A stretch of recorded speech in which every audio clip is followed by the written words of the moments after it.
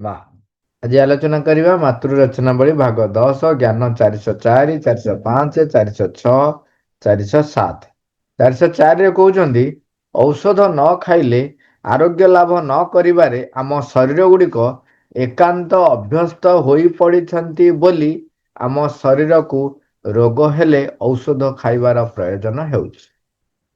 ତଥାପି ଏକଥା ମଧ୍ୟ ଅନେକ ସମୟରେ ଦେଖିବାକୁ ମିଳୁଛି ଯେ ଯେତେବେଳେ ଡାକ୍ତରମାନେ ପ୍ରାଣ ରକ୍ଷାର ଆଉ ଆଦୌ କୌଣସି ଆଶା ନାହିଁ ବୋଲି ହାତ ଛଡ଼ା ହୋଇ ବସୁଛନ୍ତି, ଠିକ୍ ସେତିକି ବେଳେ ପ୍ରକୃତି ସ୍ୱୟଂ ତାର ଆରୋଗ୍ୟ କରିବାର ପ୍ରକ୍ରିୟାଟିକୁ ଆରମ୍ଭ କରିଦେଉଛି। କହିଲେ ଆମ ଶରୀର ଗୋଟେ ଅଭ୍ୟସ୍ତ ହେଇଯାଇଛି, ଯେଉଁମାନଙ୍କର ଶରୀର ଅଭ୍ୟସ୍ତ ହୋଇଯାଇଛି ଔଷଧ ନ ଖାଇଲେ ଆରୋଗ୍ୟ ଲାଭ କରିବେ ନାହିଁ, ତେଣୁ ଶରୀରକୁ ଆବଶ୍ୟକ ପଡ଼ୁଛି ଔଷଧ। ଏବଂ ତଥାପି ଏକଥା ମଧ୍ୟ ଅନେକ ସମୟରେ ଦେଖିବାକୁ ମିଳୁଛି ଯେ ଯେତେବେଳେ ଡାକ୍ତରମାନେ ପ୍ରାଣ ରକ୍ଷାର ଆଉ ଆଦୌ କୌଣସି ଆଶା ନାହିଁ ବୋଲି ହାତ ଛାଡ଼ି ବସୁଛନ୍ତି, ଠିକ୍ ସେତିକି ବେଳେ ପ୍ରକୃତି ତାର କାମ ଆରମ୍ଭ କରୁଛି। ବର୍ତ୍ତମାନ ସୁଦ୍ଧା ଯଦି ଆମେ ଛୋଟ ଛୋଟ କଥାରେ ଦେଖିବା, ସେଥିରେ ବିଶ୍ୱାସ ଆସୁଛି। କ'ଣ ନା ଯେତେବେଳେ କୌଣସି ପ୍ରକାରର ବାହ୍ୟ ପଦାର୍ଥ ଆମ ନାକକୁ ଗଲା, ତେବେ ଆମକୁ ଛିଙ୍କ ଆସୁଛି। ଯଦି ଆଖିରେ ପଡ଼ିଲା, ଆଖି କ'ଣ ହେଉଛି? ଲୁହ ବାହାରୁଛି। ଏଇଭଳି ଭାବରେ ଆମର ଯେଉଁ ନିଜସ୍ୱ ରହିଛି ସ୍ପନ୍ଦନ, ସ୍ୱାସ୍ଥ୍ୟ ଶକ୍ତି, ଆତ୍ମଶକ୍ତି, ନିଜସ୍ୱ ରକ୍ଷାକାରୀ ଶକ୍ତି, ସିଏ କ'ଣ କରୁଛି? ବାହାର ଜିନିଷ କିଛି ପଶିଲା ମାନେ ତା ପ୍ରତି ସେ ପ୍ରତିକ୍ରିୟାଶୀଳ ହେଇ ତାକୁ ଉତ୍ପାଦନ କରିବା ପାଇଁ ତାର ଚେଷ୍ଟା ସେ କରୁଛି। ଇଏ ଗଲା ଛୋଟ ଛୋଟ କଥାରେ। ଆମେ ସେଦିନ କଥା ହେଉଥିଲେ ଟୀକା କ୍ଷେତ୍ରରେ ମଧ୍ୟ ସେୟା। ଟୀକା ଯେତେବେଳେ ତିଆରି ହୁଏ, କ'ଣ ପାଇଁ କେମିତି ତିଆରି ହୁଏ, ସେ ବିଷୟରେ କଥା ହେଉଥିଲେ। ଆମର ରୋଗ ପ୍ରତିରୋଧକ ଶକ୍ତି କ'ଣ କରୁଛି? ବାହ୍ୟ ଜିନିଷ ଆସିଲା ବୋଲି ତା ବିରୁଦ୍ଧରେ ସିଏ ନିଜସ୍ୱ ସୁରକ୍ଷାକାରୀ ଶକ୍ତି ଗୁଡ଼ିକ ତିଆରି କରୁଛି। କିନ୍ତୁ ବର୍ତ୍ତମାନ ଆମ ମନ ଏମିତି ଅଭ୍ୟସ୍ତ କରିଦେଇଛି ଆମ ଶରୀରକୁ, ସେ କ'ଣ କରୁଛି? ଔଷଧ ଯଦି ତାକୁ ନ ଦିଆଯିବ ଦେହ ଭଲ ହେବ ନାହିଁ, ଏ ପ୍ରକାର ଏକ ବିଶ୍ୱାସ ନେଇକି ସେ ବଞ୍ଚୁଛି। ତା ଫଳରେ ଶରୀର ଭୁଲି ଯାଉଛି ଯେ ତାର ନିଜସ୍ୱ ସାମର୍ଥ୍ୟ ରହିଛି ରୋଗ ପ୍ରତି ସୁରକ୍ଷା ଆଣିବା ପାଇଁ। ଲାଷ୍ଟକୁ ଯେଉଁଟା କହୁଛନ୍ତି ଯେ ଯେତେବେଳେ ଡାକ୍ତରମାନେ ହାତ ଟେକି ଦିଅନ୍ତି ଆଉ କିଛି କରିହେବ ନାହିଁ, ସେତେବେଳେ ଶରୀର କ'ଣ କରେ? ପ୍ରକୃତି କ'ଣ କରେ? ସ୍ୱୟଂ ତାର ଆରୋଗ୍ୟ ବ୍ୟବସ୍ଥା କରେ। ଅନେକ ଉଦାହରଣ ସମସ୍ତଙ୍କ ପାଖରେ ରହିଛି, ତଥାପି ମଧ୍ୟ ଆମେ ସେ ବିଶ୍ୱାସକୁ ଆପଣେଇ ପାରୁନାହୁଁ। ଆଶ୍ରମରେ ଏମିତି ଅନେକ ସାଧକ ସାଧିକା ଆସି ରହିଛନ୍ତି, ଯେଉଁମାନେ କେବଳ ଆତ୍ମଶକ୍ତି ଉପରେ ଆରୋଗ୍ୟ ବା ସୁସ୍ଥ ରହିବା ପାଇଁ ନିର୍ଭର କରନ୍ତି। ସେମାନଙ୍କର ଜୀବନ କ୍ଷେତ୍ରରେ ସେମାନେ କେବେ ଅସୁସ୍ଥ ହେଇନାହାନ୍ତି।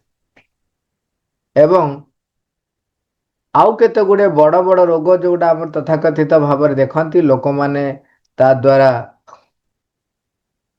ଆକ୍ରାନ୍ତ ହେଲା ପରେ ସେମାନେ ଆଉ ଭଲ ହେବ ନାହିଁ ବୋଲି ତ ଆଶା ଛାଡ଼ି ଦିଅନ୍ତି, ସେତେବେଳେ ଦେଖିବେ ସେମାନେ କ'ଣ କରନ୍ତି? ପ୍ରକୃତି ଉପରେ ନିର୍ଭର କରିବା ପାଇଁ ତା ପାଖକୁ ଯାଆନ୍ତି ଏବଂ ସେଠୁ କେମିତି କ'ଣ ଆରୋଗ୍ୟ ହେଇପାରିବେ ସେଥିପାଇଁ ଲାଗନ୍ତି। ଏବଂ ଦେଖାଯାଇଛି ଅନେକ କ୍ଷେତ୍ରରେ ସେମାନେ ଯେତେବେଳେ ପ୍ରକୃତି ଉପରେ ନିର୍ଭର କରିଛନ୍ତି, ଧୀରେ ଧୀରେ ପ୍ରକୃତି ତାଙ୍କୁ ଆରୋଗ୍ୟ କରିଛି। ଏବଂ ଏବେ ଏ ପ୍ରକାର ଚିକିତ୍ସା ପଦ୍ଧତିକୁ ଅନେକ ପ୍ରକାରର ବ୍ୟକ୍ତିମାନେ ଗ୍ରହଣ କରୁଛନ୍ତି। ସେଥିପାଇଁ ଯେହେତୁ ଆମେ ଯେଉଁ ଘେର ଭିତରେ ରହିଛୁ, ସେଠି ଔଷଧ ପ୍ରତି ବିଶ୍ୱାସ ଅଧିକ ରହିଛି, ନିଜସ୍ୱ ଆରୋଗ୍ୟକାରୀ ଶକ୍ତି ଉପରେ ବିଶ୍ୱାସ କମ୍ ଅଛି। ତେଣୁ କେତେ ସଂସ୍ଥା ସେମାନେ କରୁଛନ୍ତି କ'ଣ ନା କେଉଁ ପ୍ରକାରର ରୋଗ ହେଇଛି ଦେଖି ସେଇ ଅନୁସାରେ କହୁଛନ୍ତି ଏତିକି ଦିନ ଆସି ତମେ ଆଶ୍ରମରେ ରହିବ। ଏବଂ ଦେଖାଯାଉଛି ସେମାନେ ସେଇ ଆଶ୍ରମକୁ ଗଲେ पूरा सुंदर प्रकृतिर वातावरण भितर रहिले प्रत्येक दिन नियमित भाव जो खाद्य देखो जो खाद्य प्रकृति आम शरीर पर उपयुक्त भाव तैयारी करिछि शरीर जानिछि ए खाद्य ता पय आवश्यक से प्रकार खाद्य व्यवस्था दिनचर्या ध्यान धारणा एवं उत्तम वातावरण रे उत्तम धारणा ये सबु जिनस को से माने सेति दिन भितर तांको अभ्यस्त करूछंती ता फल देखा जायछि जे से माने एक सुस्थ मनुष्य हेकि सेठु आछंती तेणु प्रकृति उपर निर्भर करिबा यदि आम शिखि पारिबा तेबे आमर आत्मशक्ति र प्रक्रिया वृद्धि हब एवं आत्मशक्ति उपर आमर विश्वास जेते अधिक वृद्धि हब सेते आमे सुस्थ रही पारिबा।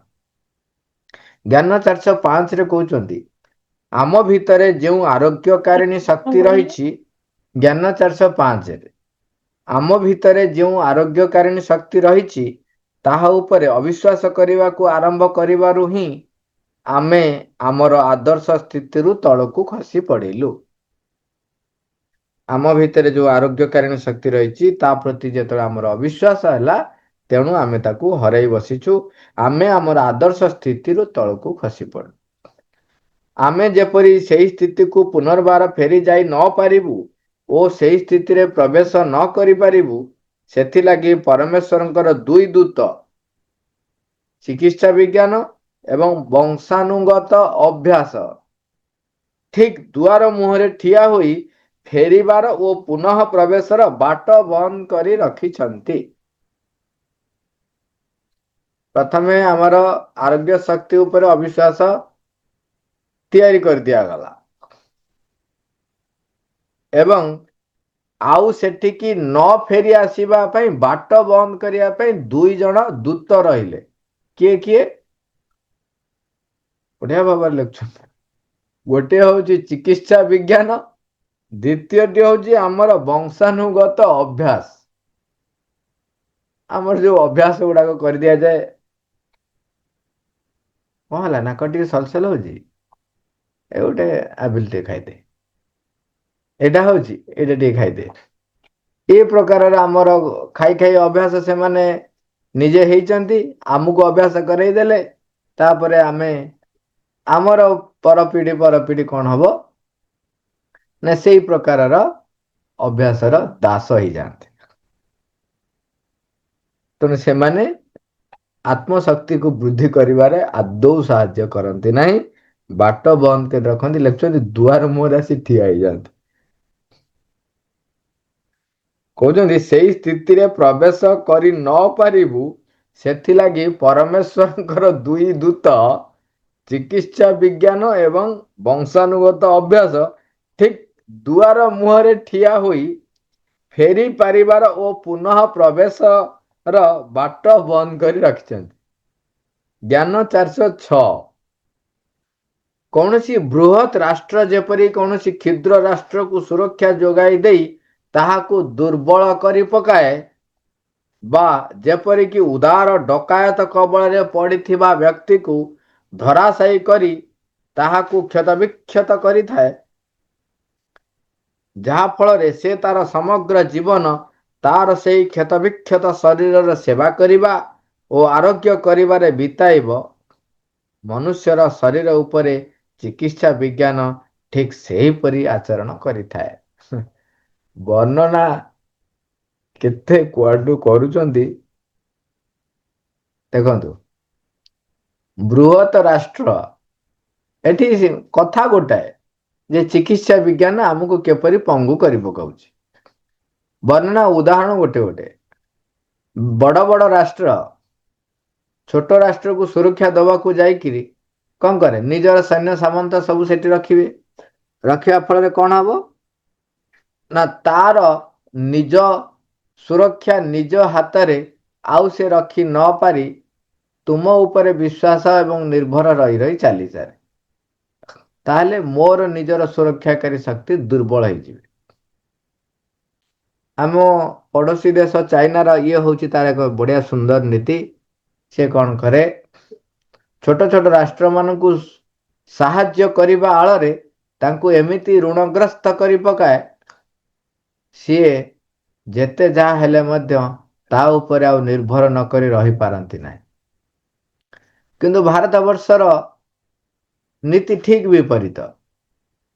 ସେ ସମସ୍ତଙ୍କୁ ଆତ୍ମନିର୍ଭର, ଆତ୍ମସମୃଦ୍ଧ କରିବା ପାଇଁ ଯାହା ଯାହା ଆବଶ୍ୟକ ତାହା କରିଥାଏ।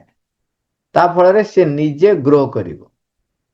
ଆମର ନିଜ ନିଜ କ୍ଷେତ୍ରରେ ଆମେ ଦେଖିବା, ସେଦିନ ଗୋଟେ ବଢ଼ିଆ ଏକ୍ଜାମ୍ପଲ୍ ଆପଣଙ୍କୁ କଥା ହେଉଥିଲେ ଆମେ, ଆପଣ ପାଖକୁ ଜଣେ ମୋବାଇଲ ନେଇକି ଆସିଲେ, କହିଲେ ଦେଖିଲୁ ମୋର ଏଇଟା କ'ଣ ହେଉନାହିଁ, ଟିକେ କରିଦେଲୁ। ଆପଣ ଯଦି କରିଦେଇଦେଲେ ତାହେଲେ ସେ କହିବ ଭାରି ବଢ଼ିଆ ଭାଇଟେ। ଯଦି ଆପଣ କରି ନ ଦେଇ ତାଙ୍କୁ କହିଲେ ଆପଣ ବାହାର କରନ୍ତୁ, ମୁଁ ବତେଇ ଦେଉଛି କେମିତି କେମିତି କରିବେ, ତା ଫଳରେ ଆପଣ ଯେତେବେଳେ ଅସୁବିଧାରେ ପଡ଼ିବେ ସେତେବେଳେ ନିଜେ କରିପାରିବେ, ଆଉ ମୋତେ ଆଉ ଖୋଜିବା ଦରକାର ପଡ଼ିବ ନାହିଁ। ସିଏ ଯେତେବେଳେ ଗୋଟିଏ ପରେ ଗୋଟିଏ ଖୋଲିବେ, ହେ ତୁ ଗୋଟେ ଆସିଲି ତୋ ପାଖକୁ ଗୋଟେ କରିଦେଉନୁ, ମୋତେ କହୁଛୁ କରିବାକୁ, ଇଏ କ'ଣ ମୋ ଦ୍ୱାରା ହେବ? ଆତ୍ମନିର୍ଭରତା, ଆତ୍ମସମୃଦ୍ଧ ହେବା ପାଇଁ ଅନେକ ବ୍ୟକ୍ତି ଚାହାନ୍ତି ନାହିଁ। ସେଇମାନଙ୍କର ଫାଇଦା ନିଅନ୍ତି ବିରୋଧୀ ଶକ୍ତି।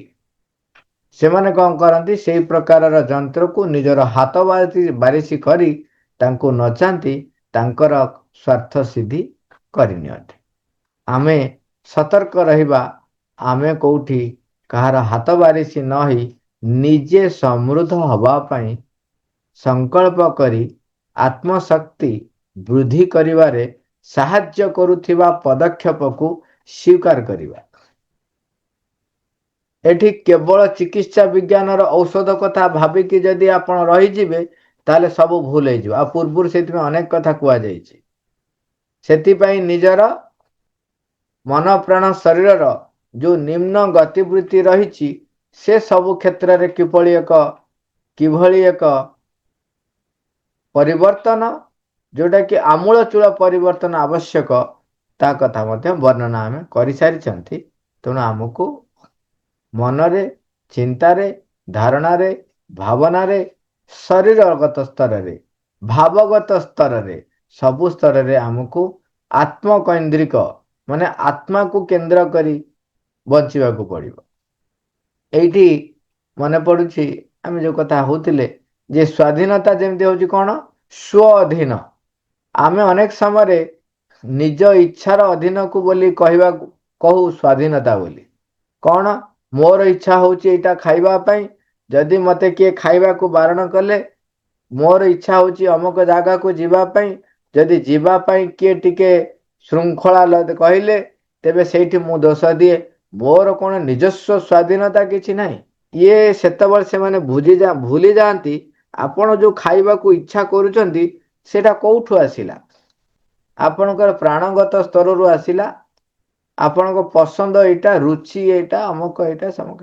ତା ମାନେ ଆପଣ ସେଇ ବାସନା, ଯେଉଁ ରୁଚି, ତାର କବଳରେ ପଡ଼ି ଆପଣ ଭାବିଛନ୍ତି ଏଇଟା ମୁଁ ଖାଇବି ବୋଲି ଆଶା କରୁଛନ୍ତି। ଆପଣଙ୍କର ନିଜସ୍ୱ ଅଧୀନ କ'ଣ? ରୁଚି, ପସନ୍ଦର।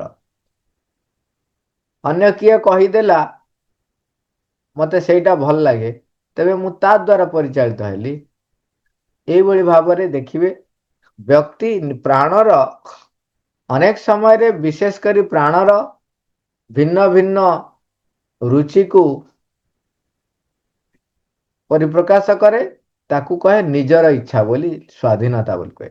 କିନ୍ତୁ ପ୍ରକୃତରେ ହେଉଛି ଆତ୍ମା ଦ୍ୱାରା ପରିଚାଳିତ ହେବା, ସେଇଟା ହେଉଛି ଆତ୍ମାର ଅଧୀନ ହେବା, ସେଇଟା ହେଉଛି ସ୍ୱାଧୀନତା। ସ୍ୱ ହେଉଛି ମୋର କିଏ? ସେ ନିଜସ୍ୱ ଆତ୍ମା। କାହିଁକିନା ମନ ତ ଆସିଛି ବିଶ୍ୱ ମନରେ ମିଶିଯିବ, ପ୍ରାଣ ତ ଆସିଛି ବିଶ୍ୱ ପ୍ରାଣରେ ମିଶିଯିବ, ଶରୀର ତ ମାଟିରେ ମିଶିଯିବ। ନିଜସ୍ୱ ସତ୍ତା ମୋର ରହିଛନ୍ତି ଯେଉଁ ଆତ୍ମା, ଚୈତ୍ୟ ସତ୍ତା, ସିଏ ତାଙ୍କର ନିଜସ୍ୱ ସ୍ଥିତି ରଖନ୍ତି, ତେବେ ସିଏ ହେଉଛନ୍ତି ସ୍ୱାଧୀନ, ସ୍ୱ। ତେଣୁ ସେଇ ତାରି ଅଧୀନରେ ରହିବା ସ୍ୱାଧୀନତା। ସେଇଭଳି ଯଦି ଆପଣ ସ୍ୱାର୍ଥୀ ହେବାକୁ ଚାହୁଁଛନ୍ତି, ବହୁତ ଭଲ, ହୁଅନ୍ତୁ ସ୍ୱାର୍ଥୀ। କିନ୍ତୁ କୋଉ ସ୍ୱାର୍ଥୀ? ସ୍ୱ କିଏ? ସେ ଆପଣଙ୍କର ସ୍ୱ ହେଉଛି ଆତ୍ମା।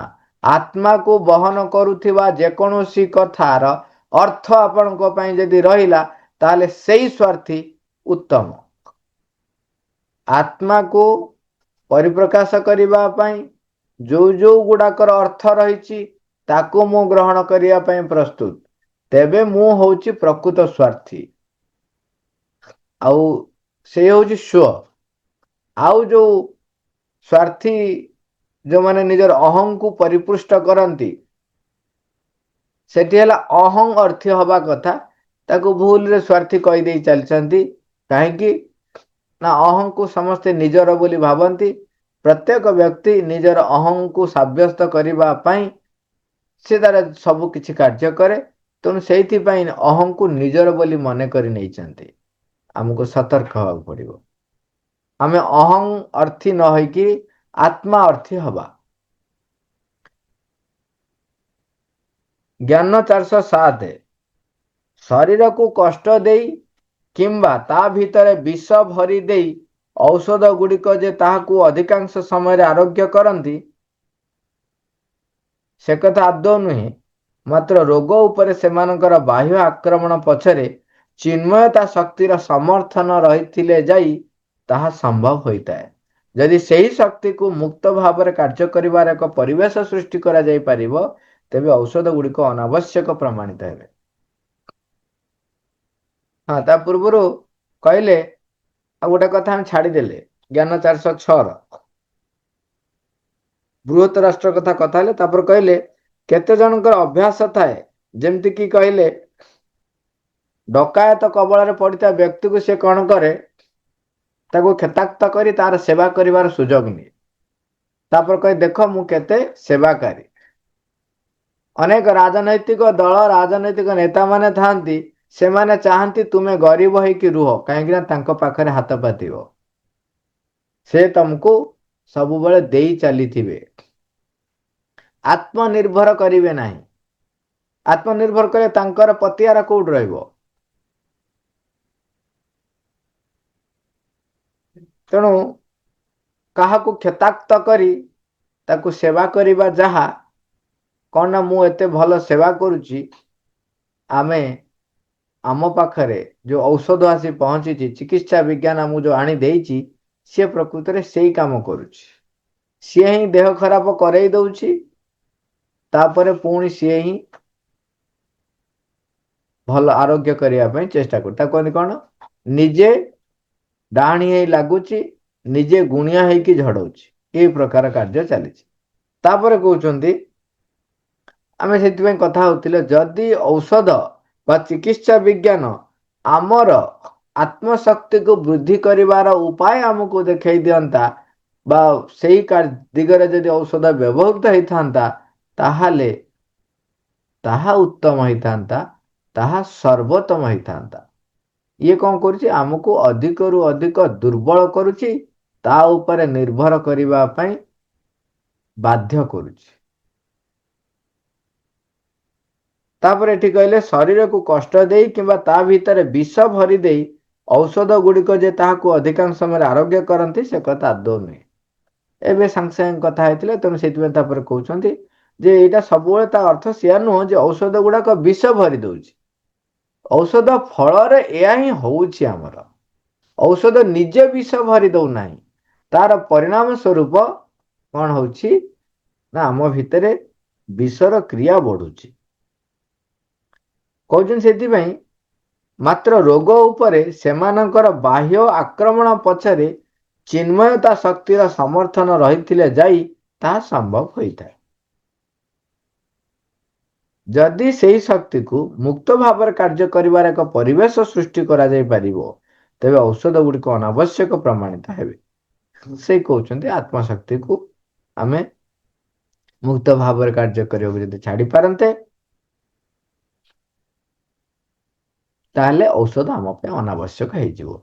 किंतु जो मानकर आत्मशक्ति वृद्धि करिवारे सेमानकर कौनसी प्रयास नाही, से माने औषध खाया को बेते।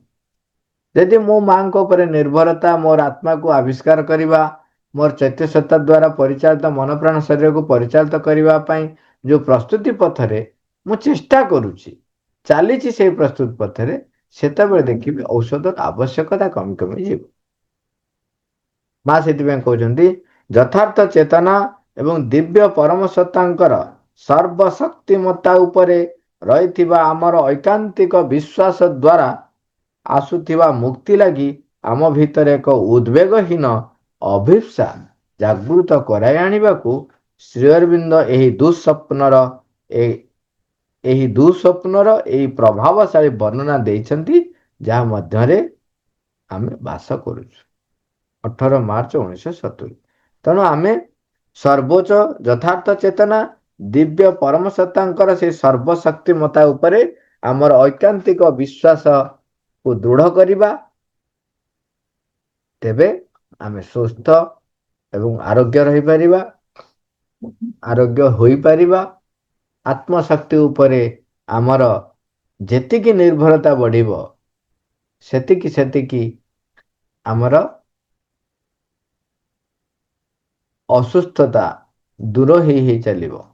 ଏବଂ ସେଥିପାଇଁ ବାଟ ହେଉଛି ଆମ ଶରୀରକୁ ପ୍ରକୃତି ସହିତ ଖାପ ଖୁଆଇବାକୁ ଅଭ୍ୟାସ କରାଇବା, ଆମର ମନ ପ୍ରାଣ ଶରୀରକୁ ଆତ୍ମା ଦ୍ୱାରା ପରିଚାଳିତ ହେବା ପାଇଁ ଆସ୍ପୃହା କରିବାକୁ ମନେଇବା, ଏବଂ ଯେଉଁଗୁଡ଼ିକ ମୋତେ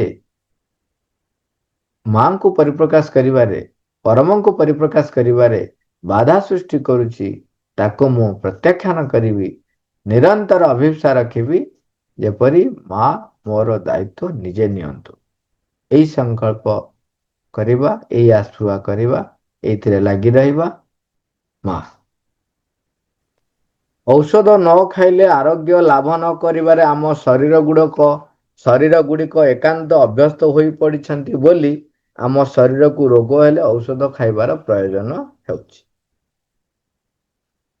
ଆମ ଶରୀର ଏମିତି ଯଦି ଅଭ୍ୟାସ ହେଇଯାଇଛି, ସେଥିପାଇଁ ମଝିରେ କହିଲେ ଚିକିତ୍ସା ବିଜ୍ଞାନ ଆମକୁ ଅଭ୍ୟସ୍ତ କରାଇ ଦେଇଛି, ଏବଂ ଆମର ବଂଶାନୁଗତ ଅଭ୍ୟାସ ଆମ ଶରୀରକୁ ଏମିତି ଏକ ବିଶ୍ୱାସ ଦେଇ ଦେଇଥାଏ ଯେ ଔଷଧ ନ ଖାଇଲେ ମୋ ଦେହ ତ ଭଲ ହୁଏ ନାହିଁ, ଆଉ ହବ ନାହିଁ। ଆଉ ଜଣେ ବ୍ୟକ୍ତି ଥିଲେ, ଲୋକେ କହନ୍ତି ତାଙ୍କୁ ଦେଖିଛି, ମୁଁ ତ ଲୋକଙ୍କୁ ଦେଖିଛି, କିନ୍ତୁ ସିଏ ବି ନିଜେ କହୁଥିଲେ ଯଦି ତାଙ୍କ କଣ ଭ୍ୟାକ୍ସିନ ନା କଣ ଗୋଟେ କହିଲ, ଏଇଟା ହଉଛି ଅଭ୍ୟସ୍ତକତା। ଆଉ ଗୋଟେ କଣ କହିଲନି ତାପରେ? ସେ ଯୋଉ ବ୍ୟକ୍ତିଙ୍କୁ ଦେଖିଥିଲି, ସେ ବ୍ୟକ୍ତି ତାଙ୍କର ମାନେ ଯୋଉ ଦେହଟା ଖରାପ ହେଲେ ସେ ଖାଲି ଦେଖିଦେବେ ପକେଟରେ ଔଷଧ ଅଛି କି ନାହିଁ, ପକେଟରେ କାଢିକି ଔଷଧ ଦେଖିଦେଲେ ତାଙ୍କ ଦେହ ଭଲ ହେଇଯାଏ। ଯୋଉ ଦିନ ପକେଟରେ ଔଷଧ ନଥାଏ ତାଙ୍କ ଦେହ ଖରାପ ହେଇଯାଏ। ସେ ଯଦି ଜାଣିଦେଲେ ପକେଟରେ ଔଷଧ ନାହିଁ, ତାଙ୍କ ଦେହ ଖରାପ ହେଇଯାଏ। ଆଉ ଯୋଉ ଭ୍ୟାକ୍ସିନ କଥା ଆମେ କଥା ହଉଥିଲେ, ଭ୍ୟାକ୍ସିନର ମୁଁ କହିଲି କଣ ହୁଏ କେମିତି, ଆମେ ସେଦିନ ଆଲୋଚନା କରୁଥିଲେ। ଯେତେବେଳେ ଆମେ ଟୀକା ନଉ, ସେତେବେଳେ କଣ ହୁଏ, ମୋର ରୋଗ ପ୍ରତିରୋଧକାରୀ ଶକ୍ତି ସେ ଟୀକାରେ ଯାହା ଦିଆଯାଏ ତାକୁ ଭାବେ ଇଏ ହେଉଛି ବାହ୍ୟ ଅଣୁଜୀବ କିଛି ପ୍ରବେଶ କରିଲା ଭିତରକୁ। ବାହ୍ୟ ବସ୍ତୁ ଯେତେବେଳେ କିଛି ପ୍ରବେଶ କଲା, ସାଙ୍ଗେ ସାଙ୍ଗେ ସେ କଣ କରେ, ତା ବିରୁଦ୍ଧରେ ଆମର ସୁରକ୍ଷାକାରୀ ଶକ୍ତିକୁ ତିଆରି କରାଏ। ଆମର ସେଇଟା ସୁରକ୍ଷାକାରୀ ଶକ୍ତିକୁ ତିଆରି କରେ, ତାକୁ କୁହାଯାଏ ଆକ୍ୱାର୍ଡ ଇମ୍ୟୁନିଟି। ତେଣୁ କଣ ହୁଏ, ସେଇ ପ୍ରକାରର ରୋଗ ଜୀବାଣୁ ଯଦି କେବେ ଆସେ, ତେବେ ରୋଗ ପ୍ରତିରୋଧକାରୀ ଶକ୍ତି ଯେହେତୁ ମୋର ତିଆରି ହେଇ ସାରିଛି, ତେଣୁ ସିଏ ତା ବିରୁଦ୍ଧରେ ଲଢେଇ କରିବ। ଏଇଠି ଯୋଉ ଭ୍ୟାକ୍ସିନ ଆମେ ନେଲେ, ସେ କୋଉ ଭଳିଆ କାମ କଲା ନା ଆମର ରୋଗ ପ୍ରତିରୋଧକାରୀ ଶକ୍ତିକୁ ବୃଦ୍ଧି କରିବାର ଏକ ଉପାୟ ରୂପେ କାର୍ଯ୍ୟ କଲା। ତେଣୁ ଯଦି ଚିକିତ୍ସା ବିଜ୍ଞାନ ସେଇଭଳି ଭାବରେ ଆମର ଆତ୍ମଶକ୍ତି, ଆମର ନିଜସ୍ୱ ଆରୋଗ୍ୟକାରୀ ଯୋଉ ଶକ୍ତି ରହିଛି, ତାକୁ ବୃଦ୍ଧି କରିବା ପାଇଁ ଯଦି ତାକୁ ବ୍ୟାପକ ଭାବରେ ଦାୟିତ୍ୱ ନିଅନ୍ତା, ତାହେଲେ ଚିକିତ୍ସା ବିଜ୍ଞାନ ଆମ ପାଇଁ ଲାଭଦାୟକ ହବ। ନଚେତ୍ ସିଏ ଆମକୁ କଣ କରୁଛି ନା ଧୀରେ ଧୀରେ ଅଧିକରୁ ଅଧିକ ଦୁର୍ବଳ କରୁଛି, ଅଧିକରୁ ଅଧିକ ଔଷଧ ଉପରେ ବିଶ୍ୱସ୍ତତା ବଢାଉଛି। ତା ଫଳରେ ଯଦି ଔଷଧ ନ ମିଳିଲା, ତେବେ ଆମେ ଭାବିକି ହିଁ ଛଟପଟ ହେଇ ମରିଯିବୁ। ଔଷଧ ନାହିଁ ବୋଲି ଭାବିକିରି ଛଟପଟ ହେଇ ମରିଯିବୁ।